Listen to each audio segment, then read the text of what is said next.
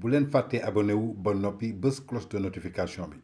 Mansour Diop nag duñ ko présenté fii ci Saint-Louis yaakaar naa képp koo xam ne yaa ngi yëngu ci basket fii au niveau du Sénégal sax laay wax war nga ko xam il a été arbitre international nekk actuellement le secrétaire administratif de Saint-Louis Basket Club loolu lu mu yàgg nekk la nekk membre fondateur Saint-Louis Basket Club comme ni ma ko waxee Mansour Diop nekk koo xam ne duñ ko présenté ci basket bi Mansour dama lay nuyu di la ziar mais di la déwénal si aussi di déwénal suñu mbokki auditeurs yëpp foofu laa war a njëkkee ci weeru koor bi nga xam ne ci lañ dugg di ñaan feebar bi nga xam ne moo ñu gane si ci doon gan goo xam ne vraiment woowuñ ko fi yal na ci barke weeru koor bi yàlla may ñu feebar bi dem parce que yàq na lu bëree bëri di ñaanal ñëpp ñi nga xam ne vraiment ñi ngi toog di déglu ak même ñu dégluwul sax di leen ñaanal kooruk jàmm di ñaan at mi li ñuy Serigne Babacar Sy doon wax naan bu déwén na ren ñaaw yàlla na dàq ren donc moo ko doon wax ñu nit loolu rek duñuy jël suñu ñaan teg ko foofu di ñaanal ñëpp suñu fidèles auditeurs yi mais aussi di la déwénal di la nuyu. asalaamaaleykum Daouda maa ngi lay nuyu di nuyu suñ mbokk auditeurs yi ñuy déglu yëpp. di nuyu waa Ndar yëpp di nuyu Sadio bi moom di génn ñëpp. di leen wax déwénati leen. koor gi yàlla nañ ci dugg ak jàmm. woor ko ak jàmm. yàlla nangul ñu suñ jaamu yuñ ci def yëpp. ak ñaan yiñ ci ñaan yëpp. mbas mi nekk ci réew mi tam yàlla na ko fi yàlla gaaw jële. amiin surga la bu yàlla yebal rek. effectivement heure bu ko fi bëggee jëlee yàlla na ko fi gaaw jëlee. macha allah jërëjëf maa ngi nuyu ñëpp nag di jaari ñëpp. waa Mansour yow man su ma la amee fii ci plateau bi damay naan am na la crème du basket fii à Saint-Louis damay kontaan sawar ci échanger ak yow tey du ma wax.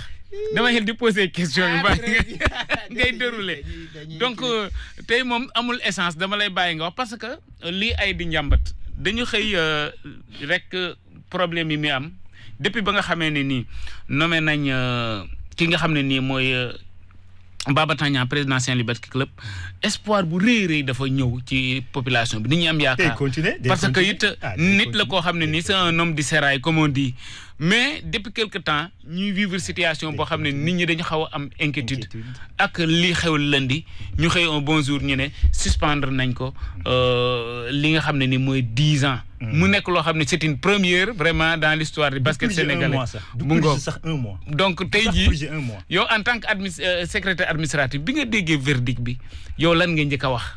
j'étais pas surpris li nga motivation bi dafa am yu nit ñi di réer mbir bi jëkk mooy ñii fi nekk dañu bëgg continuer di diriger basket bi tax ndax mos naa mu neex mooy continuer dañ bëgg continuer di diriger basket bi bañ fi jógee dañ bëgg continuer di diriger basket bi ilaa yow mi diini équipe bii fi nekk nii rek duñ fi jógee loolu fu ñu ko bëgg a jaaree mooy nag mooy li ñu def nii ku yënguroo woon nar nekk un candidat potentiel ñu damm sa tànk visé wuñ Saint-Louis Basket Club de Baba Tandian la ñuy visé ci biir visé Baba Tandian nag mais li Sadio bu wax léegi de 2015 à 2019 Baba Tandian à chaque fois 16 basket équipe bu nekk la Guédiawaye à chaque fois muy affilié wu turu Baba Tandian day nekk ci fiche d'affiliation bi Baba Tandian di wax lu ko neex ci rajo yi ci télévision yi ak ci journaux yi kenn waxul dara pendant 4 ans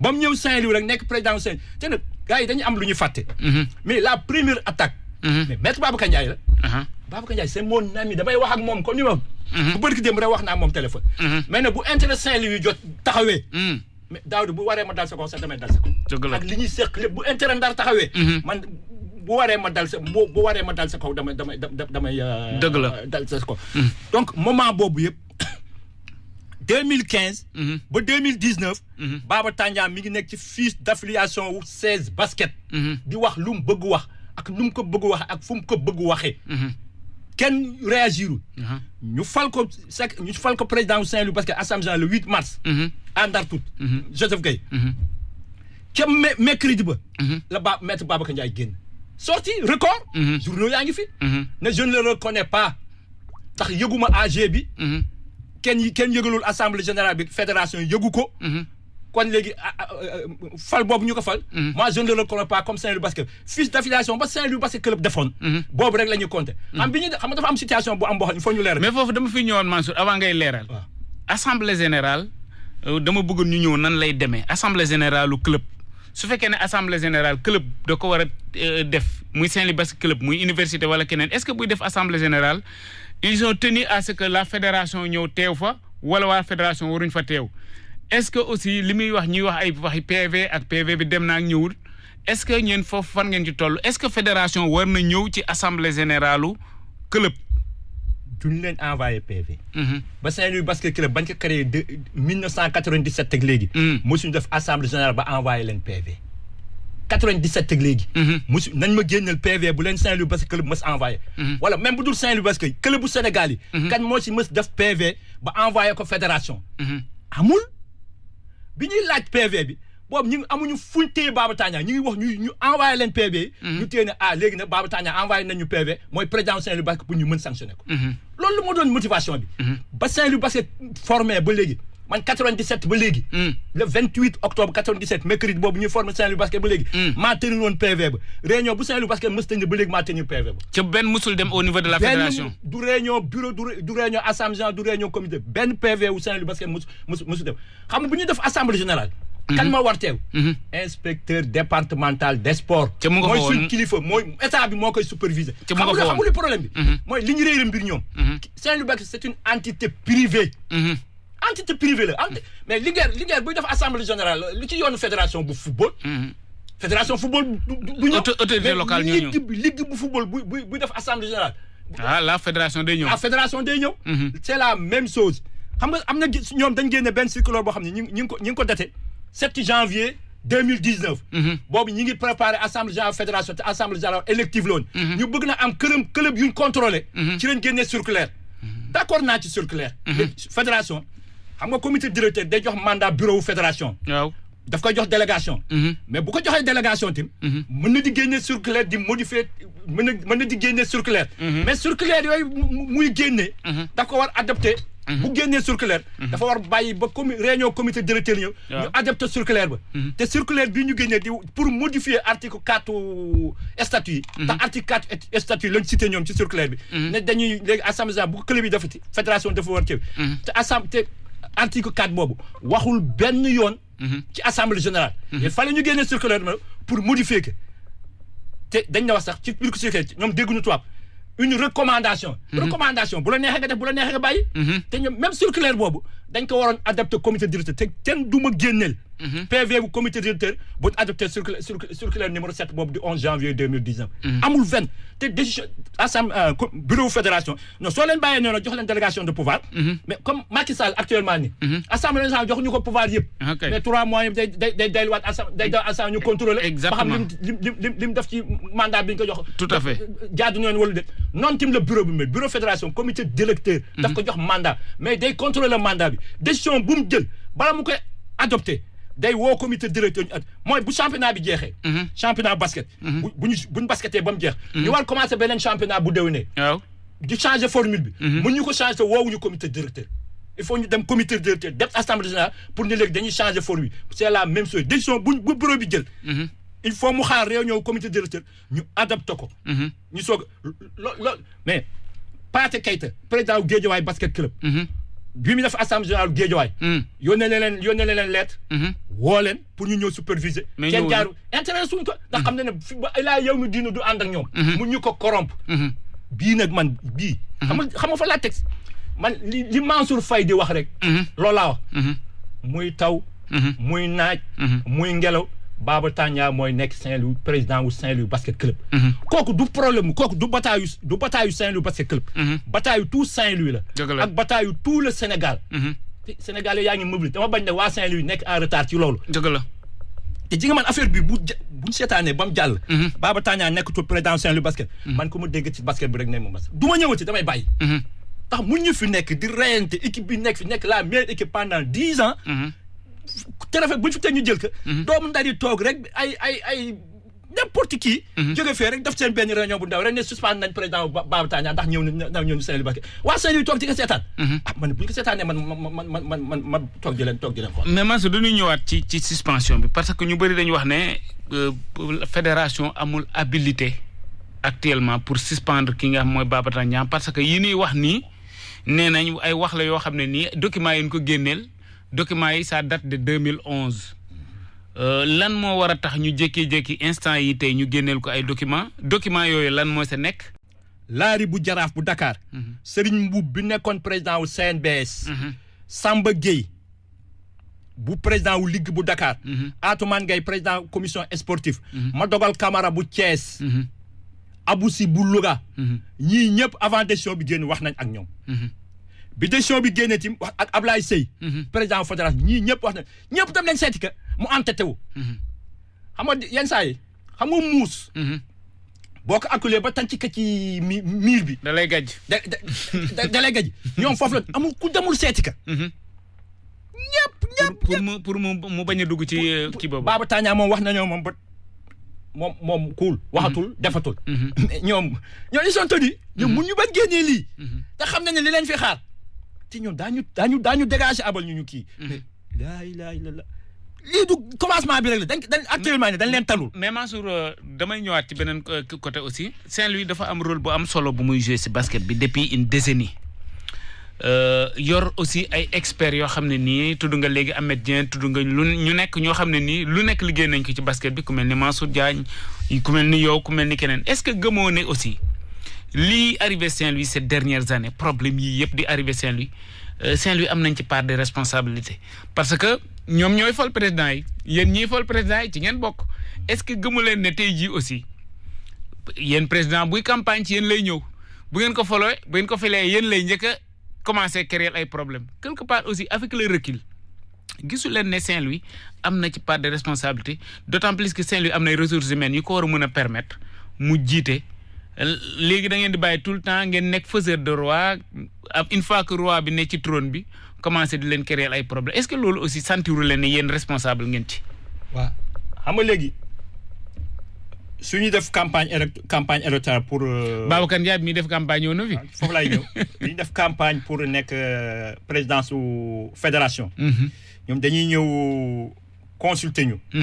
ñu am fa un représentant. waaw xam nga moom bu demee. même buñ ko joxee suñ kii. suñ voix. une fois mu nekk ci bureau bi. c'est sa responsabilité personnelle maintenant. exactement. responsabilité ak solide Ahmed Dieng bu demee représenter UGB. ñoom Modou Fall ak yooyu ñoom Amadou Ndiaye ñoom. bu demee ñun mënatuñ ci kii moom c'est sa responsabilité personnelle. Pape Banda nekk na fi président vice nekk na jiite na fi arbitre yëpp ci au niveau du Sénégal. nekk na fi trésorier wu fédération. mooy actuellement ñaari mandat yi moo nekk deuxième vice président wu fédération Sénégal basket. mais xam nga léegi da nga koy bàyyi kooku responsabilité individuelle la léegi. yow léegi boo xasee mandaté ba mu dem rek la fay xëy foofu ci biir mënatoo ci am contrôle.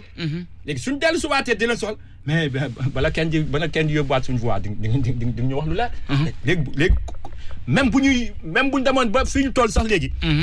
Baba Tandian ñu koy mandaté muy dem fédération mais dañ koy bindal feuille de route. fii ngay teg sa tànk lii ngay def lii ngay def lii ngay def. mais duñ la yebal noonu na la dem yooyu yëpp ay enseignement yu ñuy tiré. mais Mansour damay ñëwaat globalement en général. est-ce que gisoo ne problème mu dirigeant dafa commencer poser au niveau du Sénégal. lamb ji ñu ngi ci coow parce que nee nañ dañu bëgg CNG bi oustaz Alioune Sarr dégagé. judo bi am na ay jafe-jafe am na benn moment mu am ay jafe-jafe karaté bi am na moment mu am jafe-jafe football bi nag mu kenn waxaale ko am nañ fi sax comité de normalisation gis nga Ligue Saint-Louis fii coow li bëri woon na léegi basket bi yéen a jël ci basket bi yéen ñam ngeen fi comité de normalisation. fa lañ jëmaat. jëm ngeen fi comité de normalisation. donc gisoo ne aussi il faut que ñu revoir ñi nga xam ne ni parce que acteurs yi amuñu problème. acteurs yi ñoom ñi ngi dem ak a ñëw. boo demee Saint-Louis yeneen club yooyu nga xam ne ni dirigeant yooyu ngeen di wax ni ngeen cité yëpp seen club yi ay joueurs Saint-Louis ñu nga fa. Saint-Louis aussi day jël ay éléments un peu partout Dakar ak partout est-ce que gëmu leen ne fii au niveau du Sénégal dañu am problème mu dirigeant ci lan leen koy accuser ñoom lan la ñuy reprocher à Baba Tandian ak Baba Tandian lan la wax. nee nañu dafa def sortie. ci soleil. waaw soleil. attaqué fédération. ñoom ñu génne PV mais bi ñu génne PV bi dañ cité rek numéro soleil bi. waxuñu mukk yan propos. le tenir. mais war nañ wax yan propos le tenir. ñu génne ko ci PV bi nit ñi xam ne propos yi kat war na tax. soit ñu ne il a insinué wala dafa ne fédération de nos def lii wala mais rek sortie bi mu def. ci soleil mais da ngay cité propos yi ngay incriminé. da nga koy cité ci PV yi nga boo gisee considérant yi def considérant yooyu ñuy def yëpp benn intérêt surtout benn nekkul ci boo xam ne bi Baba Tandian nekkee président Saint-Louis Bakel dañ koy reproché yëpp bi mu nekkul président Saint-Louis Bakel yi ñu wax yëpp benn yoon rek la ñuy cité te biñ koy bi naan la di article bi moo ko suspendre 10 ans ci lañ indi turam def ko président Saint-Louis Basket Club mais ci considérant yi considérant tel il a tenu tel propos yooyu yëpp bi mu koy def nekkul président Saint-Louis Basket Club de ba considérant yi jeex ñu ñëw ne suspendre nag mais beneen affaire bi mooy on ne peut pas être juge et parti règlement yi dafa leer foofu Ibrahima Niang secrétaire général adjoint benn yoon boobu lañ cité Baba Tandian ni saaga na Ibrahima Niang Mansour ñu jël ki si ligne bi allo salaamaaleykum waaleykum salaam ma ngeen def gars yi sant yàlla bu baax grand Mansour maa ngi leen di bu baax alhamdulilah dama doon nelaw sax alhamdulilah xam nga ni man dama doon dugg sax wax yow la kan man la Vieci waaw Vieci Vieci bu Podor voilà Vieci tonton kii bu Baba Tandian dama ñëwoon duma sax wax xam nga li nit ñi di wax yëpp lu ci nit wax rek da nga wax lu la neex lu ci nit wax rek da nga wax lu la neex dëgg la Baba Tandian ñun ba mën naa ko man ba ma koy wax ni que grand kaay nga jël Saint-Louis Basket Club ça fait plus des années yàgg na kooku man nit ñi dañuy taxaw jox Mansour boobu toog xam ne dara Mansour Diagne xam ne dara waaye ma nga xam ne dara ñoom ñëpp xam ne dara ñun fii la dëkk Ndar la dëkk pour lu gisee li nar yàq moo tax kuñ si tuumaa rek da ngay sonal sa bopp léegi naa ñu naan Mansour na fay léegi naa ñu naan di une décision bu ñu koy jël billahi wallahi taala Mansour xamul sax lan moo xew dëgg la Mansour xamul sax lan moo xew ba nga ñëw di ko proposé ba nga ñëw encore di ko proposé bu ñu ñëwee di ko proposé ba Samba Diop demee fa Samba Diop loolu lay wax lu mu wax dama lay wax lu leer nañ Samba Diop bu mu demee ci bureau ba gars yi ñëw taxaw ma ne non seen grand ba pare ba Samba Diop demee bureau billahi wallahi wa taala ñoom ñëpp may dégg daf ma appareil ni ma gis déglu dëgg la mu ne waa Sénégal très bien ils ont bien fait man lii moo doon sama souhait bu ñëwee ma ni que nag grand man dëkk dafa am loolu kon Mansour Faye si man ma ni que man du ma bul defagum dara tant que ñoom demagul gis Mansour Faye boo wax seen aval boo wax lii lañu bëgg at lii bu lee su ne waaw bu ñuy soutenir d'accord na xam nga kooku c'est clair ñuy dem di dem ba tool bi may dégg ñoom ñëpp may dégg ñuy dem di dem man leen dem ngeen gis ngeen Mansour gis ngeen Mansour Faye ñu ma gisu gën a Mansour man ni man ma toog maa ngi Mansour toog ma ne ko grand ma ne ko boy ngeen baal ma sax ma ne ko monsieur le maire Baba de yaa waa Saint-Louis de duñ bëgg def Baba Saint-Louis parce que président Saint-Louis parce que mu ne ma mais ça c'est une bonne initiative mais lu moo la ça c'est une bonne initiative d'autant plus que suñu grand la c'est clair ñu ñëw gars yi bëgg gis Mansour fekk mu ngi nekk si ay li ngay liggéey Mansour ngi amatu temps yi amul jot dëgg la maa ne Batoor fekk ñu ngi def ki ni jaay Pikine ma ne Batoor ñëwal fekk ñu si ne bu ñu ñëwee ñu toog ma ne ko Mansour ngi gaa ngi taxaw waxal moo xam Mansour doxee rendez-vous am content si moom mu ngi bitee si ngoon si mu ngi bitee dañ leen recevoir ñu leen jëgal heure mu am contretemps donc xam nga c'est clair waaw bu la amee content ñuy dem ba instant bi nga xam ne may ñëw ñu institut waat gars yi dem ba gis Mansour recevoir ma ni Mansour woo Baba ñu gaa dëgg la Baba ba ko Mansour woowee xelal wax ko mais qu'est-ce qu'il y a lan moo ci ñaaw lan moo si ñaaw équipe bi démissionné na beneen démissionné man dama doon dugg ci wax. mais si yaakaar naa sax côté boobu moom nit ñi comprendre nañ ko léegi moom kay fii ñuy wax ne léegi c'est nekkatul entre Saint-Louis il y a des gens habités gis nga xam nga loolu. nekkatul Saint-Louis ak Baba Tandian loolu c'est un problème boo xam ne kenn waxatu ko. fédération ak Baba Tandian. mais entre la fédération ak Baba Tandian li xew ni tey. wax rek gis nga dafa am li nga xam ne c'est privé. bokkul fédération mosoo gis ci àdduna. équipe bi nga xam da ngay def ay assemblée générale naan da ngay def fédération moo lay jox autorisation nga noonu ko war a wala moo lay jox autorisation nga def assemblée amul fenn. ñu yàgg nañ defee sport. am na fu nekk dafa am li nga xam ni wax ci li Mansour Dia grand Mansour wax rek mooy ne. nit ñi ñoo war nekk say rek taxaw jàkkaarloo ñoom parce que yàgg nañ di ko xeex. dëgg la fédération yi parce que yàgg na di xeex seen li parce que ça ne date pas d'aujourd'hui. il faut que nag ça cesse. il faut que les gens se mobilisent il faut que ça cesse. mais ne serait-ce que sax ñu bàyyi leen seen fédération créé leneen dem. créé ji leneen dem ba. ñëw nañ fi génn lu nekk génne nañ ko fi ci fédération pour xeex seen parce que. mais il est temps que les gens prennent leur responsabilité nag. dëgg la. ngeen baal ma. merci jërëjëf Vieci wax na lu am solo mais Mansour yaa ngi ne woon fu am solo mooy ci ñi nga xam ne noonu la ñu àttee Baba Tandian pour mën ko suspendre parce que loolu aussi il faut ñu dellusiwaat si. parce que ki nga xam ne nii moom dañ ko accuser mooy Baba Tandian dañu wax ne ñoom lii la wax lii la leen def lii la leen def mais pour fédération ñoom ñooy décider amoon nañ jury am na ñu fa nekkoon am na lu nu wax mais foofu aussi yéen jot ngeen PV bi ak ñan ñoo fa newoon ak mbir mi yéen wax nañ leen yan lan la ñuy reprocher ki nga xam mooy Baba Tandian foofu laa bëggoon nga ñëwal ñu ci tuuti. gis nga ñiy def nawetaan nañ ma baal. mais CRP wu zone. bu nawetaan bu sérieuse. du génnee PV bu mel nii. léegi woon ñoom dañ gaawantu. xam nga premier PV bi ñu génne dañ ko daté séance du lundi 10 avril 2020. waaw lañ njëkk a balancé. 3 minutes après ñu balancé waat beneen PV def séance du 20 avril. dañuy juum ci date yi première date bi. première date bi le 10 avril. waaw le 10 avril du woon lundi. te ñoom ils se sont réunis le 20. te bi ñuy réunir. ñi teew Pape Banda Ndiaye mooy deuxième vice-président wu fédération. absent la waaw. xam nga lu tax mu absenté. son club est concerné. dëgg la Saint-Louis la bokk. Saint-Louis la bokk. te mënoon na teew sax. ndax moment boobu ñuy traité kii bi. Baba Tandian n'était pas président de Saint-Louis parce que pour la fédération. dëgg la même bu nekkee ñun suñu président ñun nangu na suñu président. fédération jotaguñ il faut mu am licence pour ñu jël ko kii la te texte yi fédération génn yëpp un licencié lay wax. yëpp licencié lay wax léegi bu ma ñëwaatee ci biir PV li génnee Pape Banda mënul siéger. moo génnee Ibrahima Niang. secrétaire général adjoint.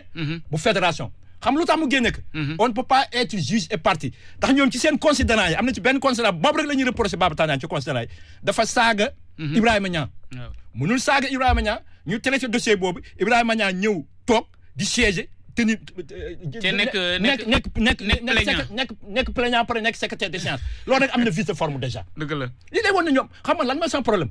comment un avocat de la trempe de Babacar Ndiaye jiite ñu ñun fédération bi. di apposer signature am. ci document bu mel nii kii chiffon laa ko tudde man.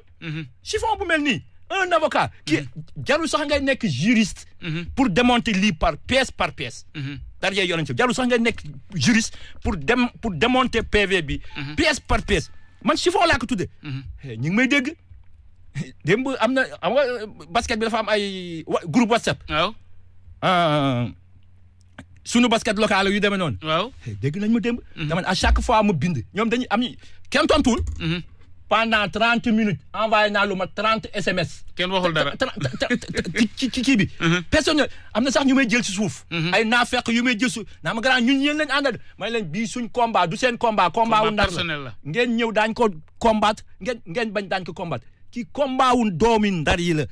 man waxatuma sax ay problème mu ay règlement wak texte ak yooyu. mais on va bloquer ce championnat. on a les possibilités de bloquer ce championnat. ñu dul basket mais foo ñu ñëw ci article parce que ñu ngi wax naan article 1 162 bu FIBA ak 74 bu fédération mënul justifier suspension wu 10 ans pour quelqu'un boo xam ne il a été président de la fédération sénégalaise de basket. article 74. Alioune Diop président wu Saint-Louis basket club. match Saint-Louis basket club ville de Dakar fii à Saint-Louis. waaw. te konoon na fi. ñu convoqué fédération. il a dit ñett demul. après Medoune président commission bi daf ko jël en apartheid. kii la ko. auditionné ko ba pare mu bind. bu fekkee Alioune Diop lañ mën defal loolu lu tax mu ñu ko defal Baba Tandian. effectivement demul ba léegi ca réunion ba.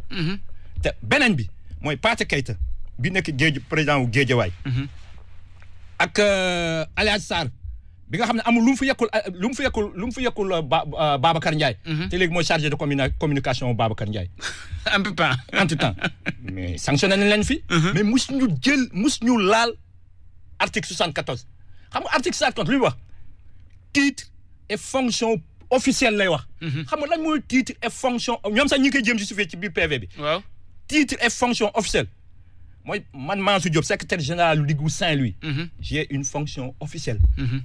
Mansour Diagne président wu Ligue bu Saint-Louis. am na fonction officielle. wala Atoumane Gueye président wu commission sportive wu fédération. am na fonction officielle mais président su Saint-Louis Basket c'est une entité privée. kooku fonction privée la. mu ñu évêque benn yoon. mën na choisir ku leen neex mu nekk seen président. mën nañ su mais kooku c'est privé mais. société privée. ak ki am fonction ci gouvernement bi. mais duñ benn. est-ce que lii gisoo ne ay problème de texte la est-ce que ñoom yaakaaruñ ne parce que gëwuma ne ñoom des dizaines de personnes. beneen bi tam xam nga problème mooy lan. li ñuy laxasaal suuf mooy ils ont fait des conneries. en 2017. et en 2019. ci Afrobasket bi. ñii waa OFNAC dañ leen en Cour des comptes dañ leen audité. ñoom nag loolu la ñuy préparer. pour assurer leur garde.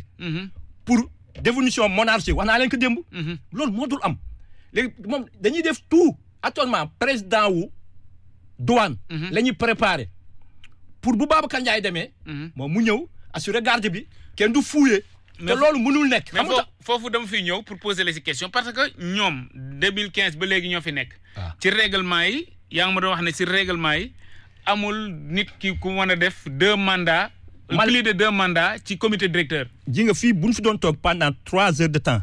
lu ma la wax dama lay génneel article bi ko wax. article 18. bu statut bu fédération. dafa ne membre du comité directeur yi. membre du comité directeur ils sont élus par l'assemblée générale des clubs. pour un mandat de 4 ans. renouvelable une seule fois. loolu du anglais du espagnol tubaab la. loolu la kayitu fédération wax. loolu la kayitu fédération wax. les membres du comité directeur. sont élus à l'assemblée générale des associations. mooy club yi. bu ñu wootee assemblée générale. ñu fal un comité directeur pour un mandat de 4 ans. renouvelable une seule fois. ñoom ñii fi nekk ñëpp 2015 lañ leen fal. falaat leen 2019 2023 mënuñu nekk candidat. même dañuy dégager ñeneen ñëw. xam nga lenn rek mën tax mu nekk.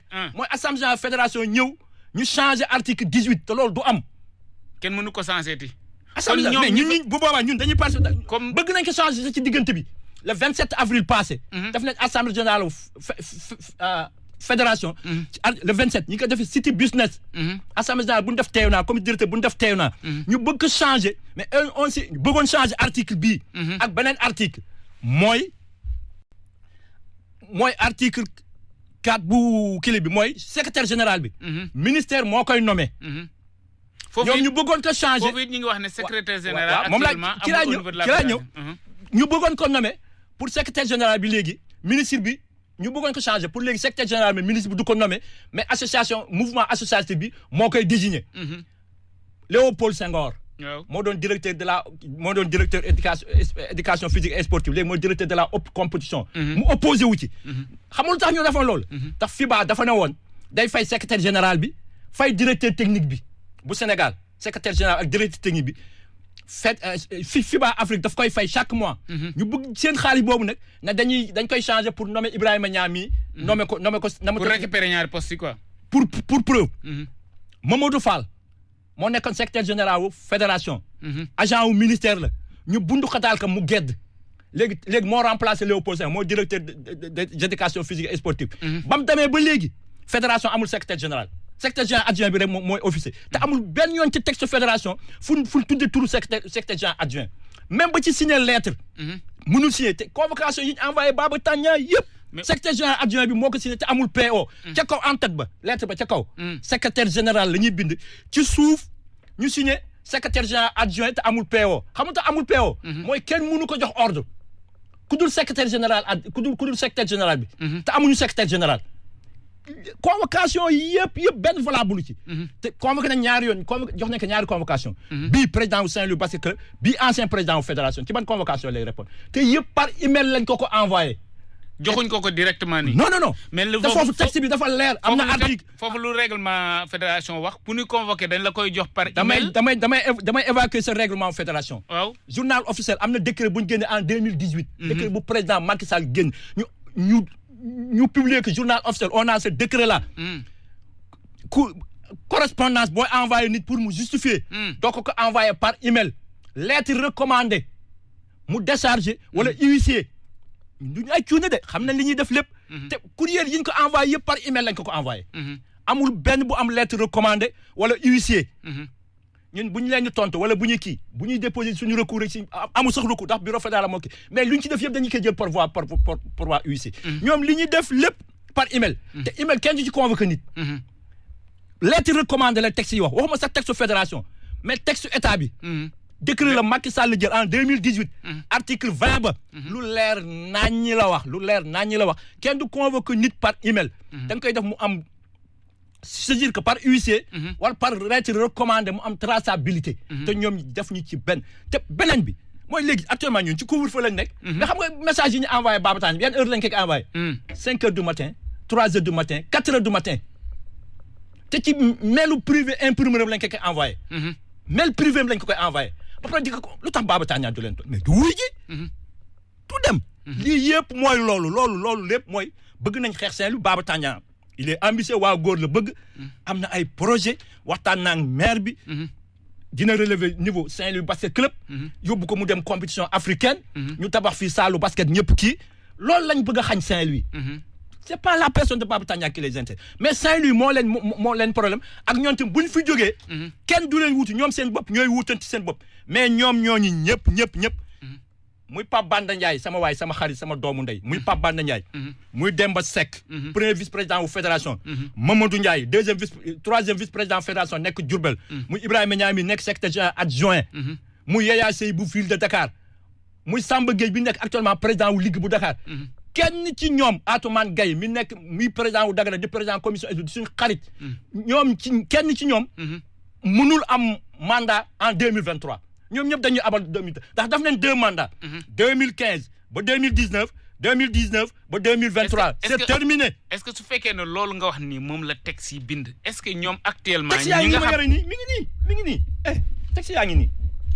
règlement intérieur fédération Sénégal basket yi nii. te règlement bi kenn sensé wu ko ci diggante bi. changé statut fédération sénégalaise de basketball yi nii. règlement généraux fédération Sénégal bu basketball yi nii. ñu ngi nii. xam nga ma wax la benn affaire fii. xam nga xeex dafa jot. bu xeex jotee amul nag nëbbatee kii. li ñu dal yëpp Ahmed Dieng ñu ko indi. Ahmed Dieng bu université mi ngi may dégg. dëgg la. xam nga ñoom ñoo def texte yi. xam nga bi ñuy def texte yi. c'était taillé sur la personne de Baba Tandian. bu Baba Tandian nekkati président. c'était taillé sur mesure. dem leen sax ba wax ku amul bac plus 6.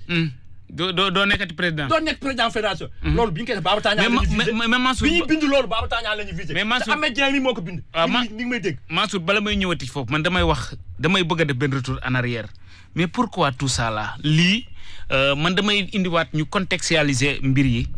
d'abord ñaari mbir mi damay wax ne ñun est-ce que vraiment ñun ci Sénégal lañ nekk parce que am nañ déjà benn ennemi invisible boo xam ne ni mooy le Covid-19 lëmbe na àddina bi est-ce que nit ñi ils sont conscients de ça mais beneen bi mooy contexte bi ak situation bi sunu basket tollu mooy gëj nañoo gagné trophée est-ce que yow duñu gagné waaw ak équipe bu fédération bi dara jël seen Babacar Sy duñu gagné billahi wallahi taala dara jël seen insha allahu taala bu fekkee ñii ñoo fi nekk ñii seddoo rek afro basket bu ñu seddoo 100 millions 2017 seddoo nañ 100 millions maa ko wax 2019 seddoo nañ mais yaa ngi leen di accuser je n'accuse pas nañ ma woo wax naa leen démb na leen convoqué leen ma man amatuma dara lu may prouver depuis 79 maa ngi ci basket bi depuis 74 79 ba léegi ligue bu fi am maay secrétaire général ba même comité normalisation bi nga koy def maay secrétaire général ba Saint-Louis basket club bañ ko nommé ba léegi Mansour Diagne mooy secrétaire général mooy secrétaire général adjoint bi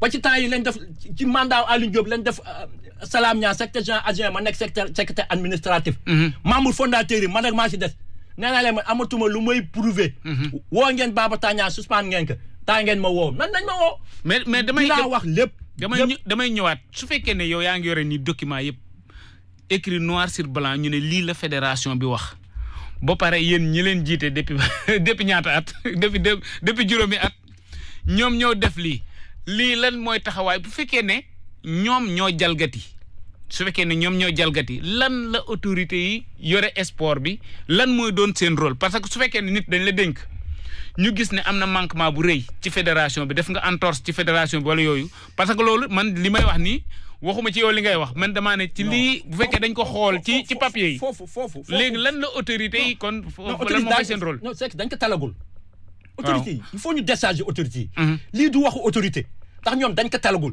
ñoom liñ nekk maa ngi leen di gërëm di leen sant ministre des sports taluñu ñu. Mansour Faye actuellement taluñu ñu. Macky Sall actuellement taluñu ñu. déedéet ñii ay criminel lañu. ñii corona sax moo leen tane. moment bii ñi ñaa ngi man est-ce que yow mën naa la assurer man dinaa mucc ci corona bi. déedéet kenn mënul ñoom ñii di bind ni mës na assurer daan mucc ci corona bi. yow est-ce que mën nga xam ndax dina mucc ci corona bi. kenn mënul xam am di ñaan suñu technique est-ce que xam na ne dina mucc ci corona bi. kenn mënu ko xam ñi ñaa ngi nekk Babou Tandian talu leen mi ngi nekk di xeex corona bi di dimbali Macky Sall. di dimbali Mansour Faye. di dimbali maire yëpp maire du Sénégal mi ngi leen dimbali. ñun ñu tal corona mi ngi nañ xaar ba autorité yi tal leen mais fii nit ñi daañu ci wax. mais ministre des sports moo leen jox délégation de pouvoir. ministre des sports ku ko nommé. c'est le président de la République. mais ñoom daan leen saisir. kono sa ngi fi. FIBA mi ngi fi. mais ñoom ñi ngi cité ay article FIBA. xam article FIBA yooyu lu tax du ma ci tontu. mooy FIBA dafa la mën nga sanctionner nit. mais na nga ko teg ci sa ay texte. tey texte yi nga xam ne moom xam nga ñoom dañuy wut buntu. amuñu fuñ jaar moo tax ñu indi si article FIBA waxuma dama sax du ma ci wax. article FIBA yi ñuy cité. ñun am nañ ko mais article FIBA comme li la loi bi yoon may na la nga dóor sa doom. mais wax la nga gaañ ko. déedéet boo ko gaañee yoon téye la. te sa doom la am nga droit corriger ko. mooy biitim. ñoom am nañ droit sanctionner Babou Tandian. mais ci règle. billahi dans les règles de l'art. billahi wallahi taalayi bu Babou Tandian fotoon bañ war ko suspendre. ma xam loo xam ne moom tooñ na mu kii buñ ko naroon nëbbal sax man maay dem na leen sanctionné leen ko. billahi maay jëkk nekk seen défenseur. dëgg la man problème mu éthique la laay wax nañ sanctionné Babou Tandian. mais nañ ko teg ci yoon. man jigéen bu teg woon ci yoon. maay jëkk wax président Babou Tandian abal ñu mënuloo nekk suñu président. dëgg la am na beneen bu ma la am na médiation yu nekk ci suuf. amul ku ma woowul Sénégal mën naa tudd seen tur Sénégal ba Serigne Mbuub bi nekkoon président CNBS woo naa ko. ak ñoom ñii ñëpp. woo naa mais xam nga lu Baba ñoom ñëpp ñaan nañ ko ñekk mu bañ. léegi bi affaire bi amee mu ne non lii coow la rek buñ coow ma ne ko il n'a rien compris. bu fekkee dafa ne lii coow rek la ñam daan amal affaire du ñii. kenn duñu sax jàll mu ne nag léegi. nañ bàyyi rek sanction bi génn. ñu coow bàyyi. non waxu sa coow bàyyi après grâce. ma ne Babou Tandian bu bindee demande de grâce ñun ñu destitué ko président au Saint-Louis Basket Club. ndax booy bind demande de grâce dafa fekk nga tooñ. tooñuñu. du ñu demande on est prêt pour tout nag mais duñ def demande bu Babou Tandian bu bëggoon na léegi. d'accord na sax négocier nañ ba d'accord na bind grâce duñ ko bind. Mansour fi nga wax léegi sax man foofu laa bëggoon ñëw parce que fi mu nekk nii bataille bi commencé na mën na ñëw wax ne parce que. man commencé naa ko dem suspension am na de 10 ans loolu kenn mënatu ko werante c'est la fédération moo ko acté lii am ñoom wax nañ ko ba pare xëy na notification yi ak lépp des na. seen sanction bopp la léegi président Saint-Louis Basket Club. léegi seen sanction seeni sanction la te ñoom lañ délégué les pouvoirs pour ñu diriger basket bi. daañu ci wax. waaye léegi léegi yéen bu commune bi paase bu kii coronavirus bi paase. championnat bi dina ubbiwaat. dëgg la mais bala ñuy ubbiwaat nag daañu wax ak nit ñi. voilà foofu nag laa jëmoon du ko wax ak ñun mais daañu wax ak sénégalais yi. foofu laa jëm nag mooy wax ak sénégalais boobu est-ce que ñeen bi ngeen déggee ñuy naan ci presse bi ñuy naan liquidation ñi ngi préparé pour suspendre Babou Tandian coow li ak yëpp bi mu amee est-ce que anticiper woon ngeen ci waxtaan ak Babou Tandian waxtaan ak le président de la fédération wax leen ne le basket am na leneen lu mu tal lu du nekk fii ñuy jàppante est-ce que yéen it anticiper woon ngeen ci ñaari camp yëpp pour waxtaan ak ñëpp. mais nit ñi dañuy fàtte ne. Babacar Ndiaye moo jëkk commencé hostilité yi. biñ falee Babou Tandian rek moo jëkk génn na loolu connaître ma ko. ñu ne Babou Tandian bul tontu. Babou Tandian toog na ci plateau télévision ne man léegi duutuma xeex ak même suñ diggante bi nekk tribunal sax bu ñu demee ñu arrangé ko. loolu toog na ci plateau télé ñu lijjanti ko. loolu intéressé wu leen. ñoom devenir u basket bi ñoom seen poste yi ñu yore. lañ bañ perte moo tax ñu ne nañ liquider Pata Keita. nañ liquider Babou Tandian. ñoom ay développement basket yi intéressé wu leen de. Babou Tandian toog ci plateau wu télé. wax loolu. amul ku ma waxalul nag. Gora Mbaye bu Thiès. sport bi.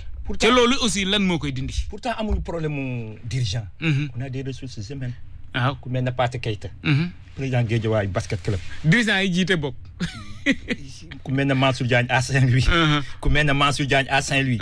yàlla boo bëggee lim da ngay jum. mais est-ce que ñooñu bëgg nañoo nekk président. si ils sont ambitieux mais fa lañ jëm. fa lañ jëm mais ñii seen deuxième 4 ans yi nii. mais dañuy dégager. beneen équipe bu beesee ñëw mun ñu fi labaj ba changer texte yi. te texte yi exclure na leen. wax naa leen ko démb nee naa leen moom bu yow moom lu ngeen mën rek ngeen gaawantu ci xam ne texte yi moom exclure na leen. beneen équipe dafay changer. parce que ñoom ñëpp bu fekkee ne comité directeur 23 le 2023 bu fekkee ne ñooñu comité texte yi dafa leen exclure ba duñu bokk là ça va poser problème donc beneen comité directeur la ñuy mettre en place. non du ñëpp. waaw du ñëpp ci ñoom am na ñoo xam ne. ci benn mandat la ñamagum. am ñoo xam ne benn mandat la ñam am nañ possibilité am deuxième mandat. règlement bi mi ngi frappé ñi am 2 mandats. ña fa nekk 2015. ak 2019 mais ñi nga xam ne 2019 lañ ñëw. classe Ahmed Dieng nga xam ne 2015 ña nga foon 2019 ñu ngi fi il est exclu. ak classe Pape Bane ña nga xam ne 2015 ña nga fa 2019 ñu ngi fi ils sont exclus. ñooñu moom mu ñu jàll. te ñoom ñoo defoon texte yi de. équipe bi fi nekk nii. ñoo defoon texte yi. équipe bi dirige actuellement. ñoo defoon texte yi léegi dem nañ ba bañ ko génnee. ca premier jour ba laa leen def ngeen erreur. bàyyi wu ma ba tey de. ak jëm si yàlla ji asgay bu saltige. bañ kat defee nag ba ma liiree ba pare at mu ne ñu ne dañ koy changé. ba règlement yi génnee ba ma tëju liir. laa leen def ngeen erreur. mais lii yëpp danañ ko taay sur une personne. mais di ngeen dem na ba dina dal seen kaw. mais actuellement ne mooy problème mais Mansour 2003. 2023 des na lu bëri bëri. est-ce que entre temps 2020 la nekk di. 2020 est-ce que entre temps 2020 jeex na. est-ce que amul entre temps la fédération amuñu possibilité def benn assemblée générale extraordinaire wala comme yoo xam ne yéen a maîtriser texte yi assemblée générale daal di ne texte si dañuy changer lii. changer lii mënul nekk bëggoon nañ ko changer. maanaam le 27 avril 2019. est-ce que duñ ko jéemaat. non jéem nañ ko jàllul. ak poste pour nommer secrétaire général bi. jéem nañ ko jàllul. te li gën grave mooy actuellement fédération sénégalaise de basketball mi ngi dox sans secrétaire général. amul secrétaire général. loolu ministre mais yéen convocation yi leen jox secrétaire général lañ ciy bind. waaw mais secrétaire général adjoint bi mooy signé. te amul droit signé. loolu rek féete na boor. mais ministre bi war na jóg ci loolu. depuis Mamadou Fall jógee foofu ba léegi fédération amul secrétaire général. xam nga moo tax ñuy génne PV boo xam ne da ngay génne tey daté ko le 10 avril. suba 3 minutes après nga balance waat beneen PV daté ko le 20 avril. il avance tête baissée ñoom léegi jaaxle nañu xamatu fu ñu jëm. dëgg la léegi dem ci miir bi rek moo leen dese léegi. mbëkk miir bi rek moo leen dese. xam naa seen stratégie de bataille du ngeen ko dévaler fii parce que situation bi egg na foo xam ne nii bien que nit ñi taluñu ko. mais yéen li leen may changé mooy taluñu ko. mais yéen au moins ñi nga xam mooy le bureau de Saint-Louis Basket Club parce que boo gisoon ñun ci presse bi aussi bëgguñu invité nit ñi parce que koo invité. mën naa bu waxee il est exposé mën na wax ñu suspendre ko. moo taxal mën naa la defal primeur bi. moo tax xam naa yéen ban stratégie ngeen jël. mën naa la defal primeur bi ci domaine bu est-ce que it jël ngeen defaat médiation pour nit ñi toog ñoom ñu jëm a revenir. non ñun passé nañ médiation. xam nga médiation bi lan la woon. mooy avant document bi génn. mais léegi comme document bi génn. léegi guerre rek fi des. non amatul médiation mënatul sax nekk. man ku bëgg médiation sax man duñ def médiation. document bi génnul. lu leen mën na am mais document bi génn na ba pare léegi. mi ngi nii tege de. tege na document bi génn na. donc on s'est réunis démb ñëw nga sama kër. waaw après bon dama demoon réunion. ñoo ne en train de pondre un document. bien détaillé. décortiquer article par article. ak règlement bi. su ma jógee fii à midi dañuy demaat réunion. Baba Tandian ngi ci yoon wi di ñëw. on va tenir un point de presse woo leen yëpp ngeen ñëw. on va parler. duñ toog nii rek ñu. allo ñu jël ki si ligne bi allo. voilà. waaw grand Massou. dama lay man la maa dellu si. dama lay wax xeex bi kañ la commencé. je vais t'expliquer comment ça s'est passé depuis. gis nga comité de normalisation bu mu amee. man j'ai sillonné ba campagne bi ñëw j'ai sillonné dans tout le Sénégal maag Baba ñu ànd. dans tout le Sénégal. fépp fu président fu club dem ñëpp dem na xam nga kooku c'était clair et net. li ngay wax si monsieur Dieng boobu bu mu ñëwee man bon xam nga tamit. bu leen fàttee abonné wu ba noppi bës cloche de notification bi.